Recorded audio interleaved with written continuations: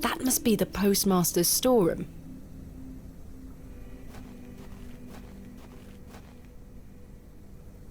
There's my crate. Kenneth always ties a red ribbon to it. I can see an envelope tucked behind the ribbon. Perhaps it can help explain Kenneth's absence. I'm going to have to get in there. Kenneth better have a bloody good excuse for this. The postmaster isn't home. But my crate is in there. You'll have to wait for Mr. Price to get back. I have an inkling suspicion that I forgot to look at this plaque the first time around. Royal Mail, Postmaster's Residence. This must be the local post office. Now, who are you? He looks a little chirpier than your average Bewley resident. Hello. Good day. I haven't seen you in Bewley before. I'm just visiting. Lovely. It's nice to see a new face. We don't get many visitors. My name's Henry. Henry Long. Nice to meet you, Henry. Thomasina Bateman. Wonderful. What a treat. You seem in a good mood, Mr. Long. It's just lovely to see a new face. Where are you from, Miss Bateman? I've never actually lied to these villagers before. Maybe that's something I should do in my next playthrough. Originally a small town on the outskirts of Derby, Mr. Long, though I currently reside in London. London? I've never met anyone from London. How very exciting. Have you lived there a long time? It's been quite a few years now, yes. I've heard that the air there is so heavy with smoke, it makes it hard to breathe. Is that true? Some days. Oh, you must miss the fresh northern air. Well, you've got that in Bewley. No factories out here. Such things are a blight on his creation. I were born in this very home I stand in front of. Bewley is in my blood. Why would I ever want to leave? Especially now I can meet new folk thanks to the railway line. Has it never occurred to this person that he could use the railway to visit other places and meet new faces? Obviously, he just loves Bewley that much, he does not want to leave. I'm looking for Mr. Price, the postmaster. Oh, Mr. Price, my lovely neighbour. I'm afraid you've just missed him. Curses. I saw him wheeling a large crate into his storeroom just there. It's my crate. I can see it through the window. I really need it. Sorry, Miss Bateman, but he locked it up before he left. Where did Mr. Price go? I don't know. The man were in a hurry. I know he has family in Bakewell. That's miles away. Did he leave by foot? No, by horse. He must be a few miles down the road by now. Curses. When will Mr. Price be back?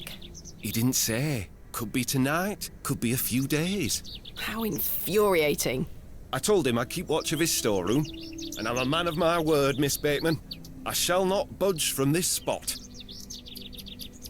I'm sure that Mr. Price appreciates your vigilance, but still, do you have to be so relentless with this? Do you know a man named Leonard Shoulder? Aye, funny old fellow. I hear he lives way out on the moors somewhere. Have you seen him recently? No, not for a long while now that you mention it. Why do you ask? It's a long story, but I was to meet him in Bewley. He invited me here. Well, I must thank him when I see him for inviting such an enchanting young woman. You flatter me, Mr. Long. I'm looking for Hob's Barrow. One of those old burial hills? Yes. Do you know where it is? Believe it or not, I haven't set foot on the moors since I were a child. Why is that? I've got all I need right here in Bewley. And we're all truly blessed with the railway station, which brings us lovely new faces. Your opinion of the railway station differs widely from your fellow townsfolk, Mr. Long. I've not met anyone particularly keen on it. That railway line is the start of a new era for Bewley. Mark my words. There's much to protect here, but we need new blood. I hope that some of you visitors will actually stay here permanently, Why is that? so I have new friends to talk to. Some people here don't want any new friends. Cyril Farnaby, the miserable old sod, is the worst offender. I've had the pleasure of meeting Cyril. He really dislikes the railway station. Absolutely miserable he is. I've tried to convince him many times that the station will help Bewley. He just doesn't understand. I met him last night in the Plough and Furrow. Aye, the scene of our many debates. Blimey. I could go for an ale right now, actually. Can I buy you a drink? Really? No. Wait. Do you think Mr. Kemp will let me open a tab? Perhaps. You could always ask him. I shouldn't leave anyway. Mr. Price is relying on me to keep watch of his storeroom. Goodbye. Don't be a stranger. I wonder. I can't try to pick the lock whilst Mr. Long is standing there. Well, you could, but a distraction would be a good thing.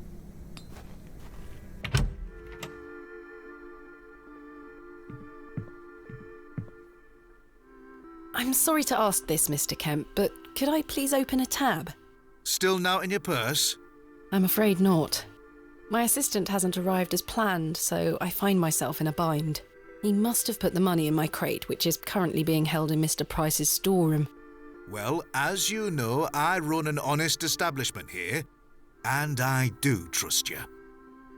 So yes, I'll open an account for you, to be settled at the end of your stay. Of course. Thank you, Mr. Kemp.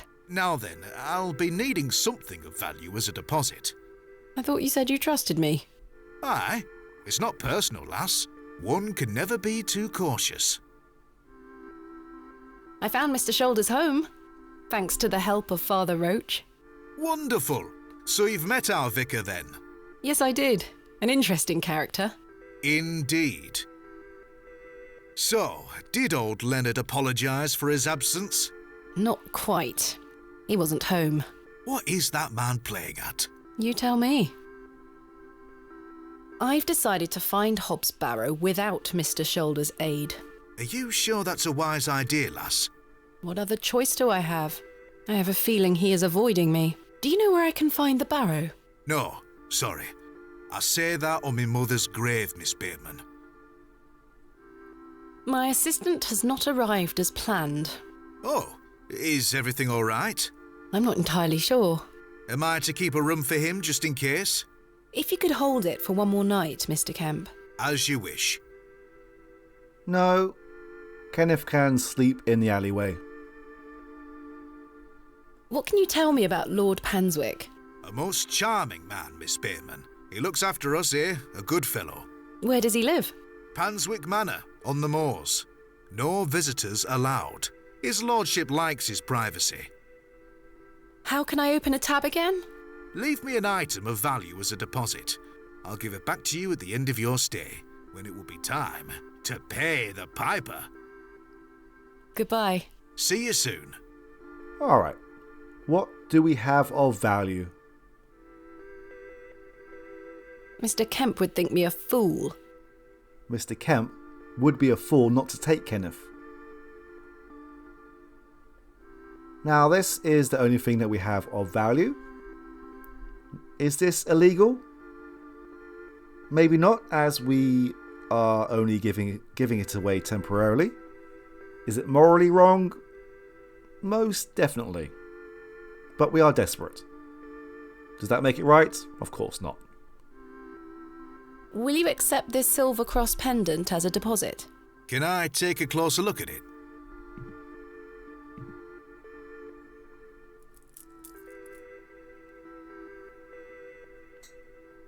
Aye, silver. That'll do. Thank you, Mr. Kemp. Can I get you something to drink?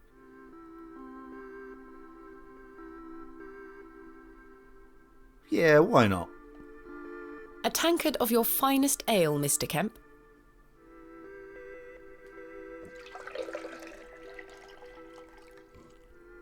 There we are. That's 2 pence on your account. Thank you.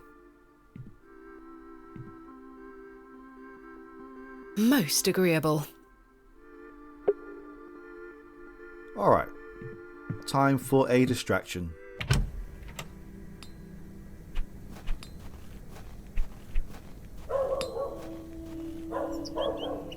Hello. Good day. Can I buy you a drink, Henry? Really? Really? We can talk more at the inn. But I told Mr. Price I'd keep watch of his storeroom. Doors have locks for this very reason. You're right. One drink won't take long. I shall take you up on your offer, Miss Bateman. Let us make our way.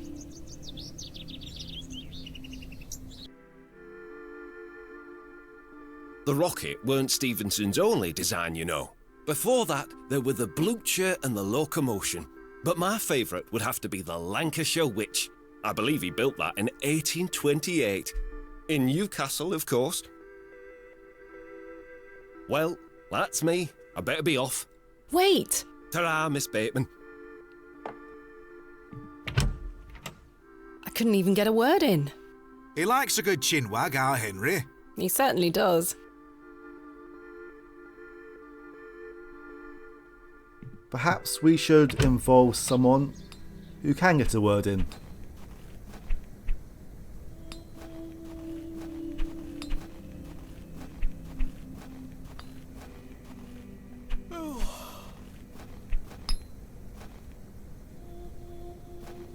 Good day to you, Cyril. How do, lass?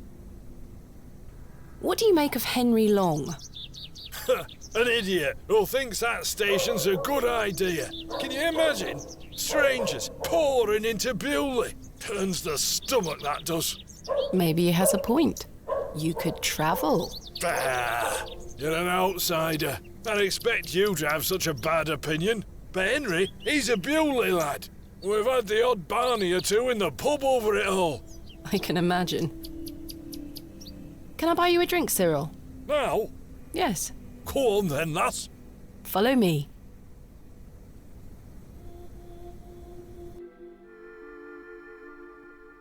So then he turns around and says, "Why is a dog like a tree?" And I says, "I don't know."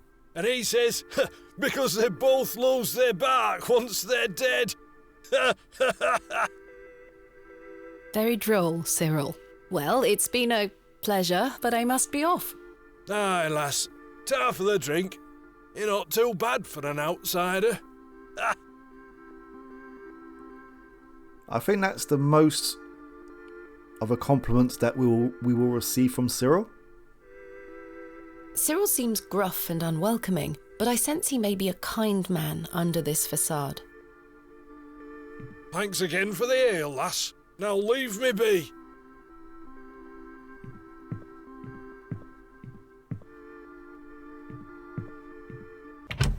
He seems to be warming up to us.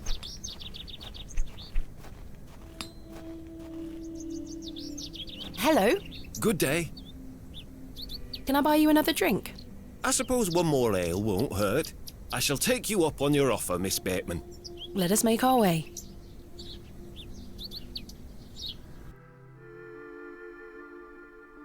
To think, if that station hadn't been built, we would never have met. Blessed be the Midland Railway. Idiot! That station is the worst decision this village has ever made!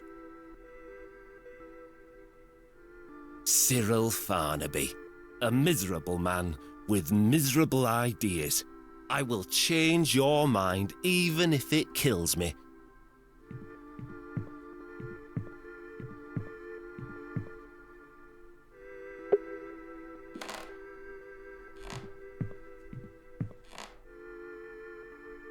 These two are as stubborn as each other.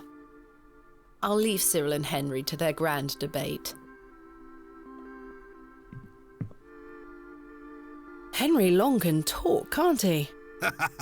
He's a colourful character.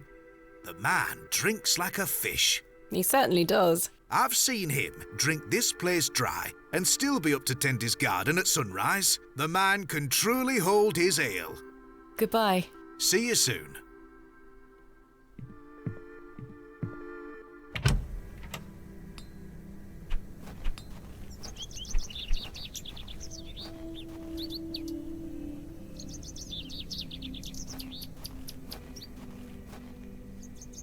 Kenneth taught me this useful trick. A hairpin is much more than a hair accessory. A few wiggles and this lock should spring right open.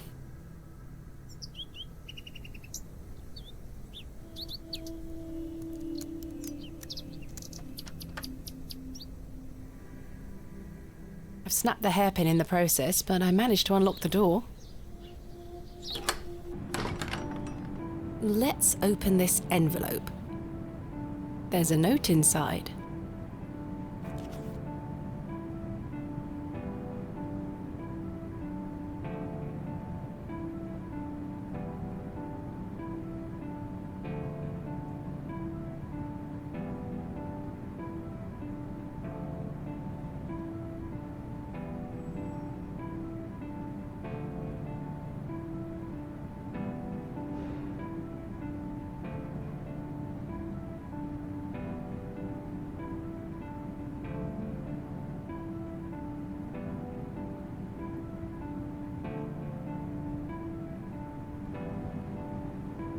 How very frustrating.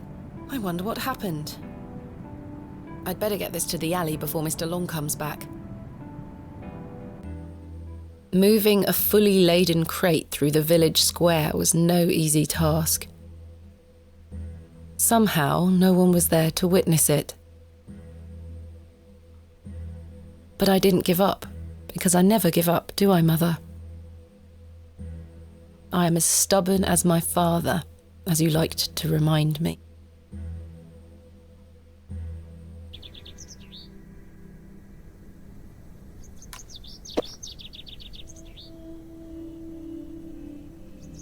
Wait. Where is my money? It's not in here. Kenneth, you absolute liability of a man. It looks like everything else is in here. Picks, specimen trays, shovels. Oh, my chisel, I'll take that. Ah, my lantern. It feels light. There mustn't be any oil inside. I'll leave the rest in the crate. Stanley assured me things would be safe here. No money and no assistant. This is most inconvenient. Still, I've been in worse situations. I've got a tab at the inn for now. I'll worry about money later. I must find that Barrow and get on with the excavation. How did she drag this massive crate full of heavy equipment across the square discreetly? Well, I mean, this is an adventure game. I have seen protagonists drop whole ladders down their trousers before now, amongst other things. I shouldn't really question this too much. It's my crate of excavation tools. I don't wish to carry around my heavy excavation tools. I need paraffin to fuel my lantern. I've had this for years. It's looking like it could break at any moment, really.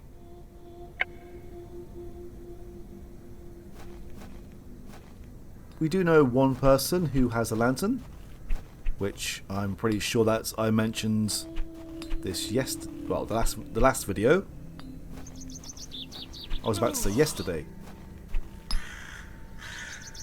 Good day. Yes? I was wondering if you might be able to spare some lantern oil. I don't have much to spare, lass. Paraffin is as rare as hen's teeth in these parts. How much coin do you have? None, I'm afraid. If you're in a bind, I can trade you a small amount. A trade, you say? Aye. What can I trade you for some lantern oil? Surprise me. Thanks for your time. Aye. Speak to you later.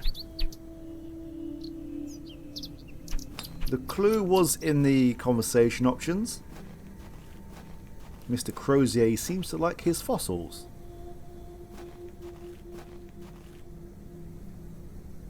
Hold on. Where's... Oh, there. The prompts seem to have disappeared for some reason. I can't pry the fossil from the rock with my bare hands. Maybe not, but we can use this chisel.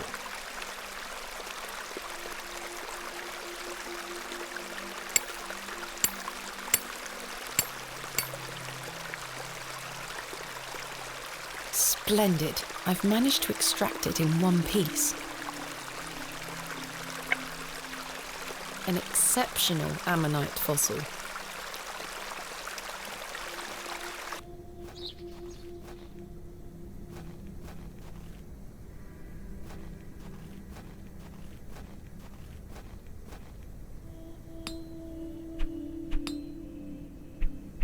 Would you trade some of your paraffin for this fossilized ammonite, Mr. Crozier?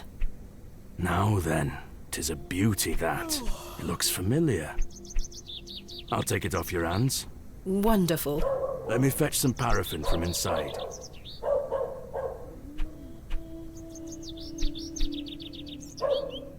There you are. Thank you, Mr. Crozier. Tar very much. An opened tin of paraffin. There's still quite a bit left inside.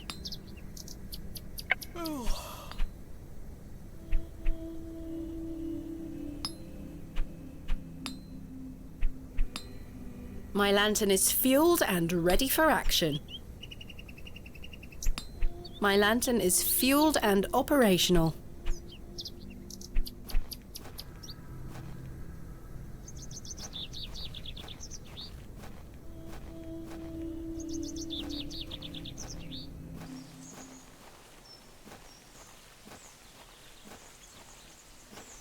I bet Jane is wondering where we've got to. Right, let's put this lantern to good use.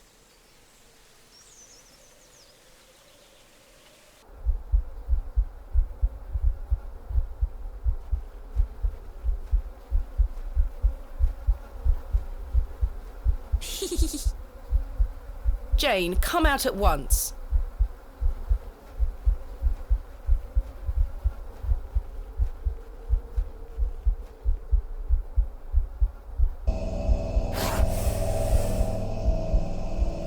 Goodness me!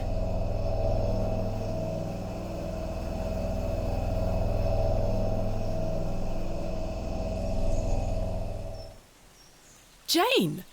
Silly, what are you doing in that smelly old badger's hole?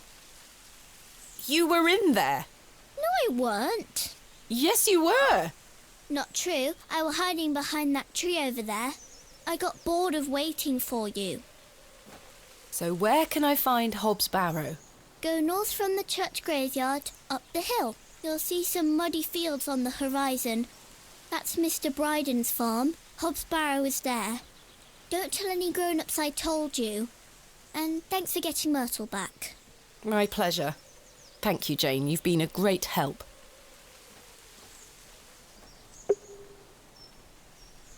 Finally.